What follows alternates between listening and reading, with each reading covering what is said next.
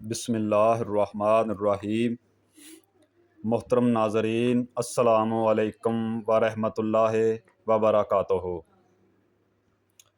اللہم صلی علی سیدنا و مولانا محمد و علی آل سیدنا و مولانا محمد و بارک وسلم۔ سوال نمبر 6، نجاست حقیقیہ کسے کہتے ہیں اور اس کے پاک کرنے کا کیا طریقہ ہے؟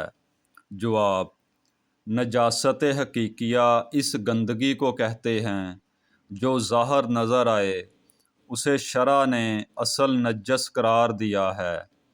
انسان اپنے بدن، کپڑے اور کھانے پینے کی چیزوں کو اس سے بچاتا ہے، مثلاً پیشاب، شراب، خون، فضلہ وغیرہ۔